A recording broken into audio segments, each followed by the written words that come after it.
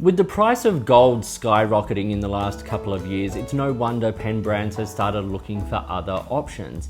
And today I'm looking at one way Sailor is trying to navigate that rise in costs. They're well known for their gold nibs. The beautiful 21, 18 and 14 karat gold nibs that go across things like the Sailor Pro Gear, the Pro Gear Slim, the 1911 Standard and Large, and of course the King of Pen. But what they've done recently is they've introduced what is called their premium steel nib. Now this differs from the nib that came on things like the Compass and the Prophet Junior, those kinds of pens. This is a nib that is designed for their more high market pens, but to keep the costs at a really affordable level. So I got my hands on the Sailor 1911 Large Casual, and this is in the Cosmic version, limited edition version, with the medium premium steel nib. So I'm going to show that nib in action today, and we're going to see how it writes, and we'll see how it stands up to nibs like the gold nib on the Sailor Pro Gear. So please like and subscribe, hit the notifications button, and consider becoming a member of this channel, where for a small monthly fee you'll get early access to my videos, priority comments, and eventually, hopefully in the next month or so, some members only Q&A videos. But right now, let's look at the Sailor 1911L Casual in the beautiful Cosmic version and how that premium steel nib stacks up.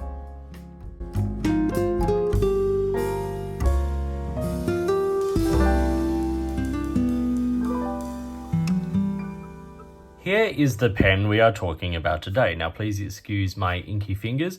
There was some ink in the cap, and it's currently inked with Diamine Polar Glow, which is quite a saturated ink. So a little goes a long way and does take some time to come off your hands. So please excuse that. But this is the Sailor 1911 Casual L. And this is the Cosmic Abyss limited edition as sold by Goulet Pens. Now, I made a little video where I did a little sort of unboxing of my Goulet order back earlier in June. So I've been running with this for a couple of weeks, and I have some thoughts. Mostly pretty good, to be honest. There are bigger fans of Sailor than me. I've had a number of pens from Sailor over the years. Currently, I have the King of Pen in the Pro Gear version. I have the Pro Gear. I have a Pro Gear Slim. I have the 1911 Standard. This one has the music nib on it, which is actually quite a lot of fun. And then I've got some of their sort of more basic, sort of steel nib options like the Tuzu, which I frankly didn't love. The Compass, which is okay, and the LeCool, which is not too bad. And in a way, this sort of sits, in between all of these. Price-wise, it doesn't cost as much as these guys with the gold nibs. And Sailor is changing the ratio of their gold, 21 karat, 18 karat, 14 karat, etc. in their various pens. I haven't been able to get my head entirely around that yet. So I won't be commenting sort of on that, but what I will be doing is I will be comparing it to the standard 21 karat gold nib I have on the Pro Gear here. I'll just do a writing sample because they're both mediums, and we'll get a sense of sort of the feel of it. But it does sit somewhere in between here. It's a more premium steel nib than the Tuzu and the Compass and things like that, but obviously not gold. Now, I used to have a whole lot more Sailors, and the thing I'd never really liked about Sailor, or the thing that never really connected with me, were the nibs. Like, the King of Pen nib is exceptional, but there's a lot of feedback on it, and the Pro Gear nib is great. But they never really, got me in the same way that, say, Pilot do with their gold nibs, like the Custom 74, or the 823, of course, and then things like the 912. They are astonishing nibs, and of course the up to the Custom Urushi as well, which is sort of a prime sort of contender against the King of Pen, in my opinion. And quite frankly, you'll have to wait and see the video later this year about how I feel about that. But let's talk quickly about the Casual, or 1911 Casual L here. It's got a plain, I should say, this is the Cosmic Abyss version, as I said, which is a deep, nice blue there with sort of a shimmery, glittery sort of material, which is quite nice.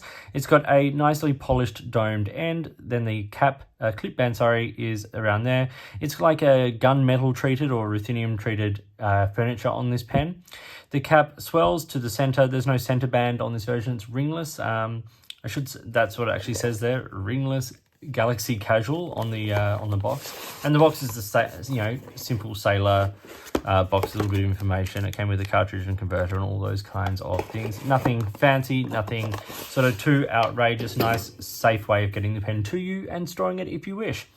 There's a little step down off the cap onto the barrel, and the barrel continues and then tapers, another metal ring, and then the end there.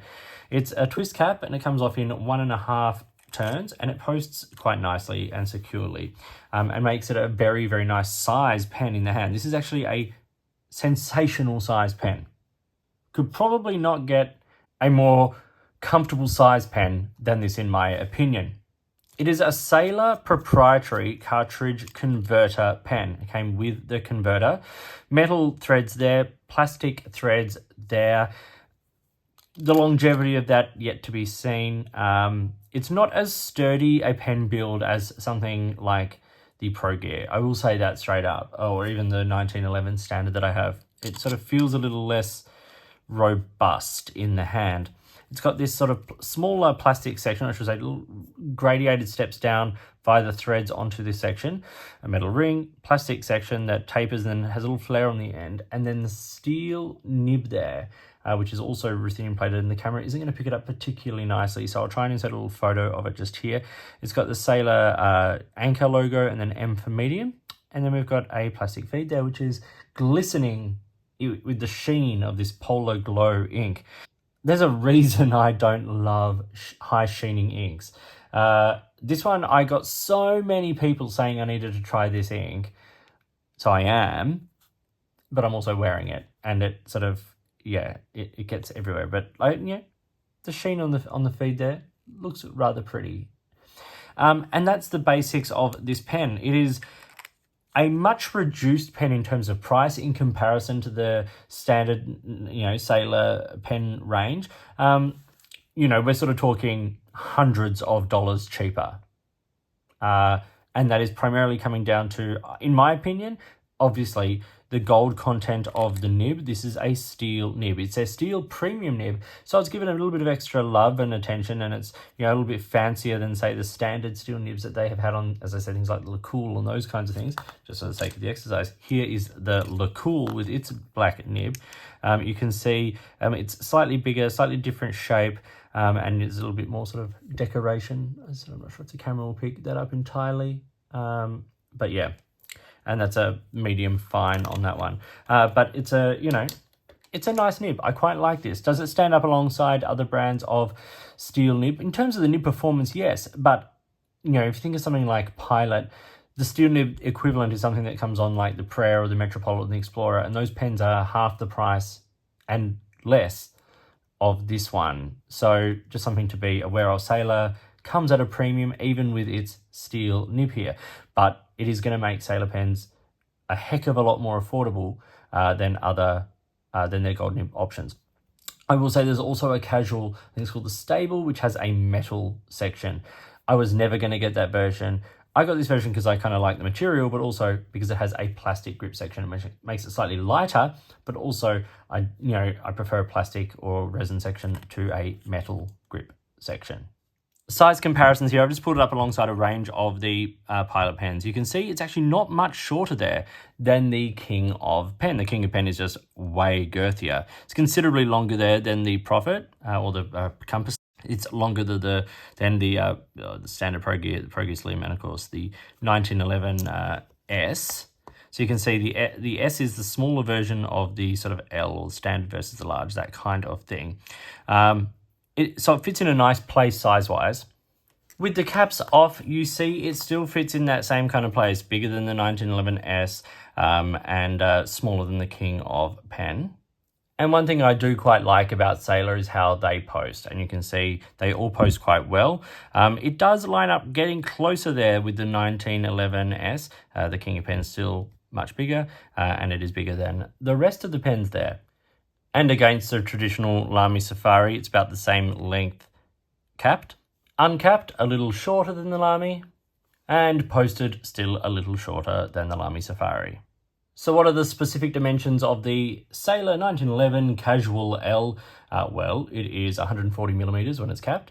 It's 122 when it's uncapped. So, you know, I find that perfectly comfortable. I've done good writing sessions with this unposted, and it's 151 when it's posted. So it's very nice size, very, very nice size. The cap comes down past the webbing of the hand. The cap isn't so heavy to back weight the pen. It's just very light and comfortable in the hand.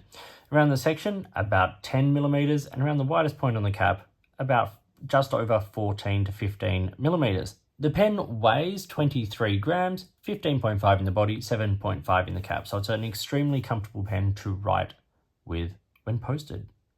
Okay, so we've got here Clairefontaine 90 GSM paper. Now my plan is to do a little writing sample here with the 1911 Casual L with its steel nib, then do a little writing with the Sailor Pro Gear with its 21 carat, I believe. 21 carat hard medium nib. And then the Sailor Pro Gear with its 21 carat nib, but this is a broad. So that's just to give a sense of, you know, what I think is obviously the nib from Sailor if you can afford a pen with it on it. So here we have the Sailor, had a little bit of a skippy hard start there. It's been out in the air, and Polar Glow being one of those high sheening inks can sort of dry up in the nib a little faster. But we have the 1911 Casual L, and this is the Cosmic Abyss, which has the steel medium nib on it. Now, it's not a standard size. It's not like a number 5 or number 6 that you could just like throw a Yovo on there or something. It is Sailor's own nib and size. The ink in this, as I said, is Diamine Polar Glow. And that's from one of the Ink Vent sets. Let's do some writing.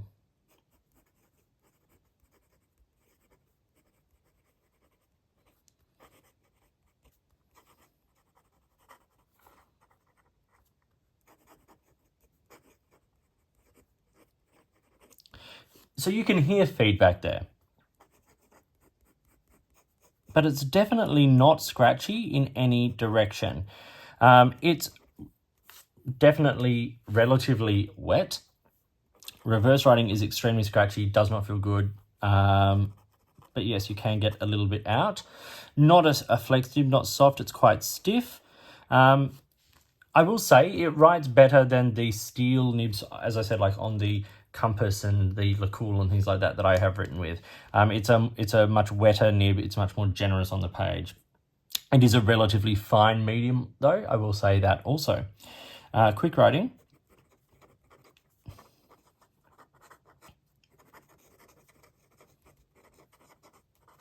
Yeah, there's no issues there whatsoever. This nib, like, there's a hard start there. That was because the nib had dried out because it's been out while I've been filming, under lights, all that kind of stuff. And you can see the ink is way more concentrated at the start there. So it wasn't skipping because it's a bad nib, just skipping because it had dried while being out in the open. But you can see as it's writing really, really nicely. So, so we'll just do the little writing sample now amongst the other nibs. So, Sailor 1911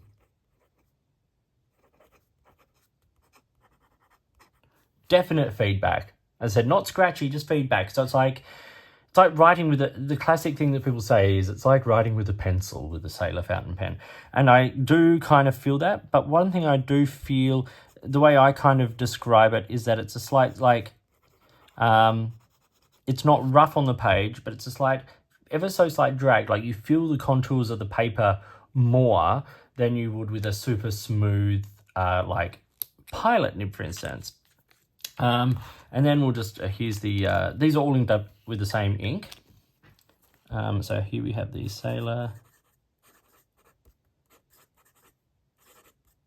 Pro Gear with its hard medium 21K nib. Now, obviously, it's not a fair comparison to compare a 21 carat nib to a steel nib, but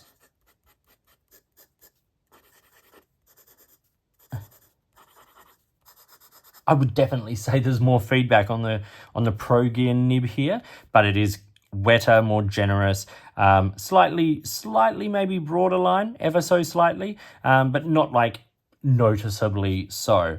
But definitely more feedback in my experience here on this gold nib. Now your mileage may vary. Your nibs may be slightly different.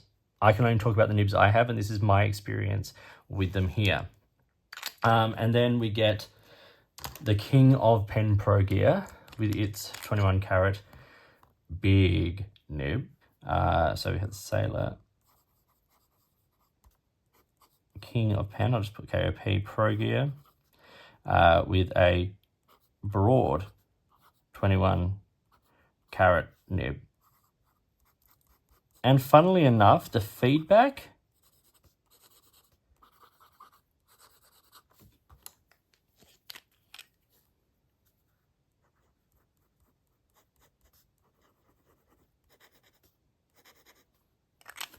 in terms of sensation on the page is not dissimilar. Obviously, as a broad nib and a 21 karat gold, it's putting down a lot more ink. It's writing very, very smoothly, and that's wonderful. Absolutely wonderful. It's a nib I really enjoy writing with. The King of Pen one is not going anywhere in my collection. All the others, in reality, all those other Sailors I showed, I could sell. Without it, the other one I would probably consider keeping is the Pro Gear Slim, which only has a 14 karat gold nib, but it's a nice little comfortable size pen, and it writes beautifully. But that King of Pen nib, that King of Pen in general is special, but that King of Pen nib is wonderful. But as you could see, being slightly drier, perhaps a little finer than the others, but still, probably as smooth or smoother than any of those on the page. It's reliable. It's a nice nib to write with. There's nothing fancy about it. But making Sailor available at a lower price point, changing to a premium steel nib on some of their models or versions of their pens, not a bad idea, especially when it performs like this.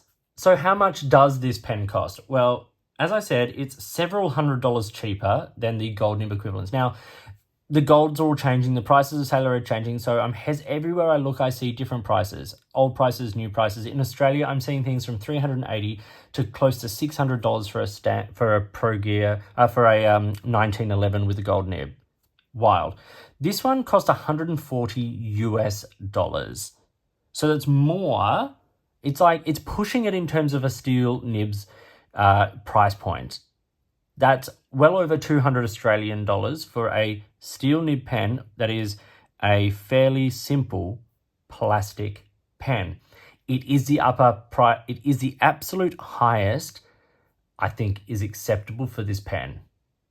I wouldn't want to see it any higher in the current climate. So what are the pros and cons? Okay, so I have a few cons. I have some thoughts. Firstly, some logistical things with the pen. This is a weird one, but the section, it kind of occasionally creaks and squeaks. I don't know if the microphone picked that up, but just rolling it in my fingers, you can hear this little squeak of things moving. It's screwed down, but it's not quite sitting flush or straight or something. I'm not exactly sure. The other logistically kind of thing is the fact that there's a point where the capping threads engage, but you can keep it going past. And I'm really worried that there'll be people who want to screw it down even tighter, and will push it beyond its capacity and thread the threads, or, whatever the term is, wear them through. You don't need to do it too far. There's a nice cap liner in there that is going to keep it nice and secure and wet. Once you feel it engage, stop. That's my advice. The other thing about this pen is that the finishing just isn't the same. One of the things I've always loved about things like the Sailor Pro Gear here is that it feels some weirdly luxurious, right, in the hand. And you'd want to at this price. When I bought this, it was something around the $420 mark, Australian. And now they're like $200 more than that. But there's little things like on the bevel that leads down onto the edge of the cap there. There's like a little ridge. It's not just like a smooth off the barrel down. It's like there is like a plastic ridge there, like a molding ridge or something like that. It's those kinds of details. It's the slightly lighter weight plastic. It's the fact that things squeak a little bit. It all just feels a little cheaper. What I would love, and I'm sure this will happen, is pens of the quality of the Pro Gear getting the steel nib to make the pen more available. Even if it's this price point or slightly higher, this pen with that nib at, say, I don't know, $150, $160 would make it a much more palatable pen experience. Something that is like either a pro or a con to people will be that feedback. That nib has feedback on it. It's less than some of the gold nibs, especially you could probably hear that in the microphone as I was recording. It's not scratchy, but there's definite feedback. It's not buttery smooth on the page. On those other ones, this is better than that. I do find this smoother. That's very encouraging. And it's a nice, pleasant nib to write with, which is great. Obviously, things like the fact that it is more affordable are definitely a pro. People who want Sailor pens, who want that lovely form and function in the hand, will find this lower price point much nicer. And there are some lovely additions. As I said, the stable with the metal section there for a bit more weight, very nice. Even the different versions of this one and the color scheme of this with that lovely sort of dark, moody blue, with the sort of the shimmer of that sort of that cosmic, starry night kind of effect, and then the blacked out furniture, very nice. I really enjoy that. And the other colors in this edition are beautiful as well. I think there's 4 of them that I remember seeing, I think. And that's great. But for me, one of the things I like about this pen is just that comfort in the hand. It's nice in the hand. It's got a nice width. It's got a nice length. The weight is very comfortable, very light. And with a nib that writes as reliably as this, and I've done a lot of writing in the last couple of weeks with this pen. It's been in my work pen case. It's been in my pocket. It's been everywhere with me. So I've done a lot of writing and I've never found it uncomfortable. I've never had ink starvation. The only thing is if the nib dries out because of that sort of high sheeny, polar glow ink, it can sometimes take a couple of letters to get going. But once it is, it's absolutely beautiful. So with a different ink, like you put in a nice, diamond blue or Waterman Mysterious blue, something like that, you can have a wonderful writing experience with this pen. So thank you for watching today's video. Please like, subscribe, and hit the notifications button, and please consider becoming a member of this channel. In the meantime, enjoy your pens, your writing, and I'll talk to you soon.